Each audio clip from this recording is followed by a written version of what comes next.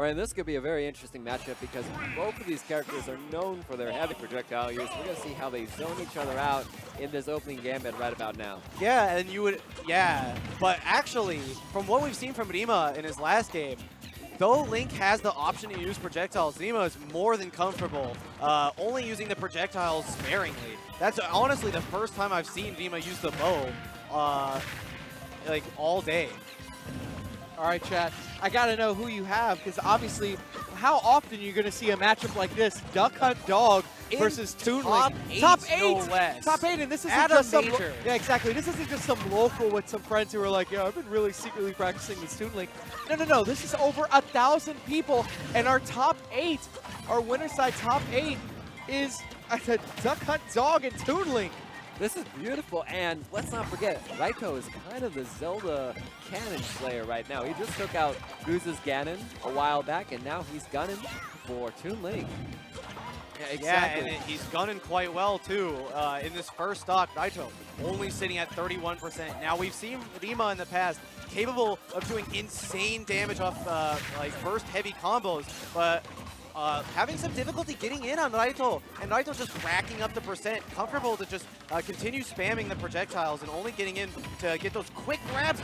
Wow! And then he started moving the can during the grab, so it would be there for the throw. And the smoke screen that these bombs provide is really keeping Raito on his toes. He's not really sure if he should go in or what's the counterplay going to be after that. I like how Raito is also using the can to block a lot of Toon Link's projectiles as well, keeping him safe and finishing off that stock really well. 70% could be finished off quickly, but Raito is such a patient player. I wouldn't be surprised if he was able to hold on to the stock for a while.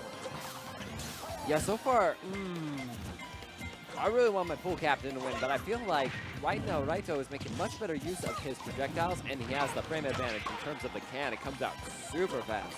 Yes, but Rima sitting only at 20%, kind of getting close to killing Raito a couple of these opportunities that he's had. So I wouldn't be surprised if the stock doesn't last much longer, but Raito not feeling any pressure from sitting at over 100% and continuing to get those really good confirms into the forward smash. And that was such a nutty string he had right there. He had the can into the throw, into the miss can, into the frisbee, into the F air, into the can again. Yeah, I wouldn't be surprised. Rima taking out Zakure, but Zakure playing those meta high-tier characters. I wouldn't be surprised if Rima is having a bit of difficulty in this matchup just because of how rare of a character Duck Hunt Dog is. Not only that, but I was going to say this earlier, Raito, a man who is the king of projectiles next to T. And so I believe both of those players are some of the best. And I know, Shaky. I saw you jump back real quick. That was one hell of a forward air. That was a nutty forward air. Yeah, but the thing is that Raito is the king of projectiles, and that's the thing. Up until just that hit right there, Rima's having a hard time getting in. And so he wants to.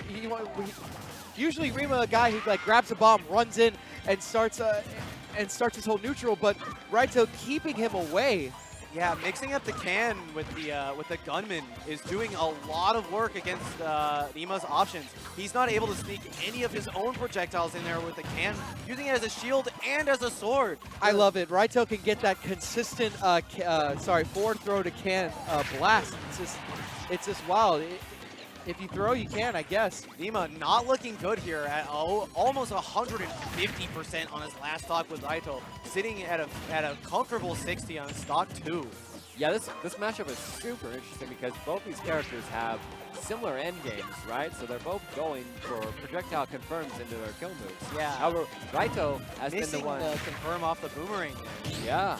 That's I feel like that's going to be the defining factor in this game. Yeah, who and we're gets seeing it again. Raito just throwing out the can, using it to block all of the projectiles, and then once Link has kind of thrown everything he has out there, just pushing the can a little further to finish off the stock.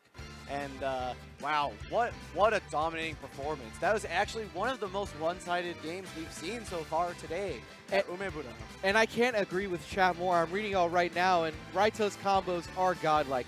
It's amazing. I think that's another reason he does so well is not only just in general, but especially in this region.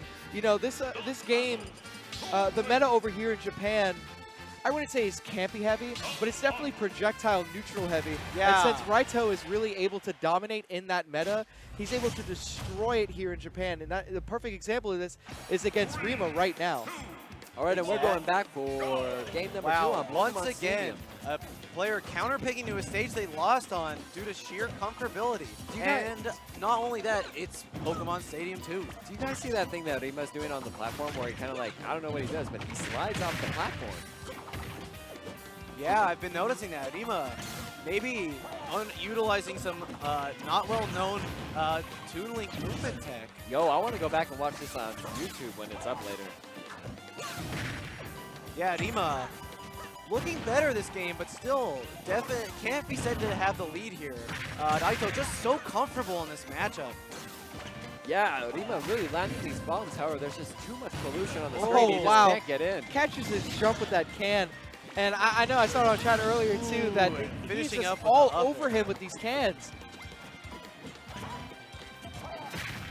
Yeah, and not letting Rima roll backwards by keeping the can behind him, forcing him into his option there. Raito, so smart with how he uses the projectiles.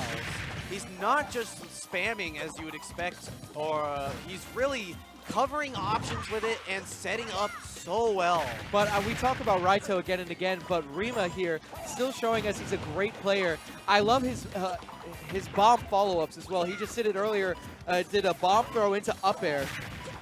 You know, and it works out in his favor. I can't imagine how much he's been practicing that. Yeah, I mean, he was doing so good against Sakure, but it looks like the change of pace between Sakure's really offensive close-range game to Raito's kind of well-spaced, long-range, mid-range game is doing a lot of pressure to his playstyle, and he's having a lot of difficulty working around it. Sitting at 128 on his second stock, while Raito is only at 7 himself. Definitely, but he got that first stock off a lot faster than he did last game. I feel like he's definitely making the adjustments. It's these trades that he cannot afford to take right now. Every time he shoots projectiles, he's trading with Raito, and that's not going to work when you're down 132%. Both of these players now trying to use their projectiles at full length, but both of them weaving around really well, which says something about both of the players too, because these projectile setups are very tricky, but neither of them falling for anything here. If everybody had to take a drink anytime they saw an item on the screen, everybody would be dead. Most definitely. Even if you were drinking water, you'd probably be dead. Exactly. Yeah, get that water poisoning real quick. Most definitely. These guys are doing the heaviest neutral. Ooh, Rima trying to find an option, but Raito hiding in shield really well, being very well spaced and knowing where his can is 24/7. Oh, that was so close. But he tacks on that percentage with the boomerang right at the end. At least a little something before he goes. Now, and Rima, that's the thing, you know, even Nintendo realizing it, they wanted to prevent a projectile-heavy game. They actually, with the new 3.0 patch, nerfed the shield damage of all projectiles. Yo, so all but projectiles do less shield damage. We're still out here. We still bricking with the projectiles. yeah, Exactly. the Japanese scene, despite the changes to projectile and shield, know that you don't need to use projectiles on shield to win. You need to hit the projectiles. So always going for the constant mix-ups is why you see Japanese players so smart with the way that they use the projectiles. Yo, and that's It's the like Raito- third time he caught that bomb right there. It's like Raito always knows where his can is at all time. Every single time. Yes, his awareness of how the can is going to combo into what he's doing now is so smart, and the awareness from him is so amazing to watch. Almost but as if he is one with the can. he really, it's like the can is like its own character. It's like Nana. It's like Luma. It's got a personality. It's a little dirty and ragged around the edges, but it gets the job done. And Rima really has to dig deep if he wants to get out of this game too. And alive. the one thing you have to, of course, as we mentioned, the can is good for attacking and blocking projectiles, but the can also be used when Duck Hunt Dog is unable to act, so he can manipulate the battlefield in his favor even when he's in a disadvantageous position. And now, with Rima at 109% on his last stock, Raito is going to be looking for an option to finish him off here, even though he's sitting at 149% himself. Yeah, most definitely. And Oh! The can stopping Rima from going back, forcing him into that up smash, and another 2-stock finish from Raito, showing just how dominating of a player he is. Yo, and a 5,000 can Q play.